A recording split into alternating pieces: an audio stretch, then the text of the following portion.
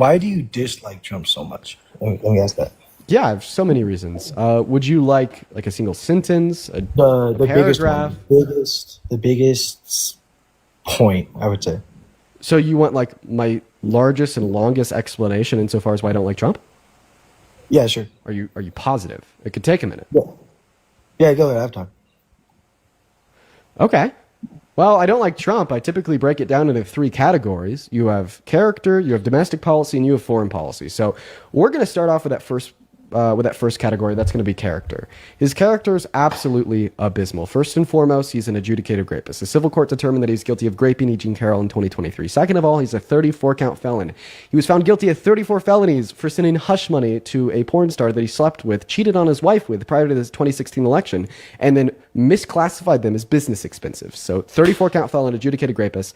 Not to mention, he's also like pretty racist. He told people to essentially not vote for Obama because Obama's black by saying that he's born in Africa with no reason, even though Obama has a birth certificate from Hawaii. He also called for the death penalty for the exonerated Central Park Five years after they were exonerated. And then in the 90s, he called all black people lazy in 92, then reaffirmed that something that he said in 97.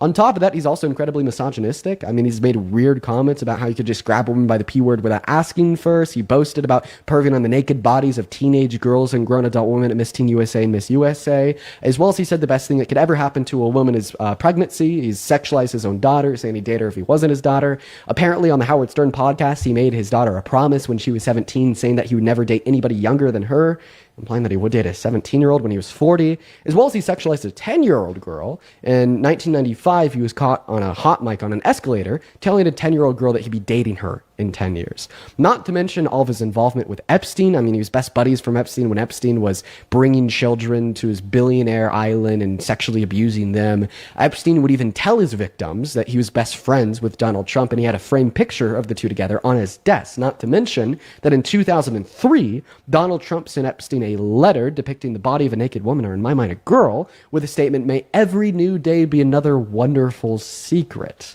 And that's just the beginning about his character. He's a chronic liar. In his first term, he told over 30,000 lies. He's told the largest lie that any sitting president has ever told when he denied the outcome of the 2020 election and convinced 72% of all Republicans in the country to also deny it, instilling virtues of distrust in our civil electoral processes. He's also a raging narcissist. Once again, he baby raged in 2020 when he lost the election to the point that he literally tried to rig and steal it back.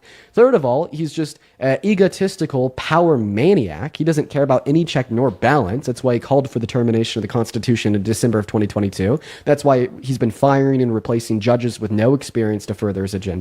And that's why he's explicitly violated the Constitution like 7 times in the last 250 days in office, ranging from attempting to take our 14th Amendment rights from us with Executive Order number 14160, calling for a termination of the 22nd Amendment when he said he wanted to run for a third term, or violating the First Amendment 3 weeks ago when he tried to ban burning of the American flag, even though the Supreme Court ruled that was expressly protected under the First Amendment in 1989. Now, those are some facts about his character. Of course, there's more. Let's go ahead and move on to domestic policy. The domestic policy is just absolutely atrocious. We'll start off with economic policy. So in July of this year, he passed a $4.5 trillion bill, the largest spending bill ever passed in the American Congress, by the way. So say goodbye to conservatism in relation to our nation's spending or debt.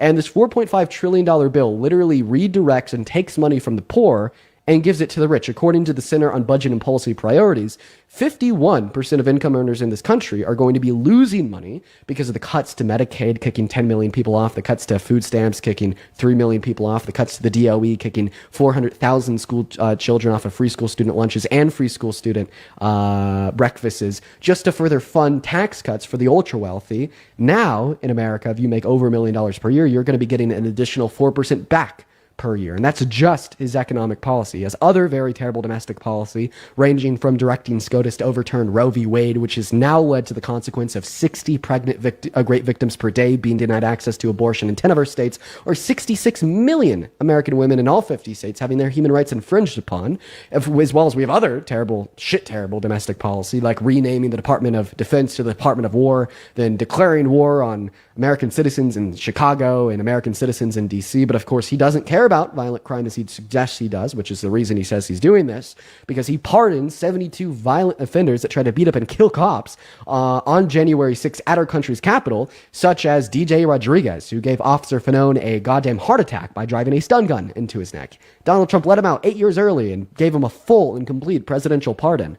Not to mention his terrible immigration policy, the mass deportation. He wants to remove every single undocumented immigrant from this country. That's going to destroy us. According to the American Immigration Council, if we do that, our GDP will fall by a projected $1.1 through $1.7 trillion per year, which is going to destabilize American industries. It's going to increase joblessness claims. It's going to slow GDP growth. It's going to increase poverty, increase crime. Everybody's fucked. We're all fucked. Not to mention, it costs $2 trillion to do it in the next 10 years because we'd be removing 8.3 million of our workers and 11 million of our consumers that pay close to $100 billion per year in taxes. And so there's a little bit about his domestic policy. But his foreign policy is even worse.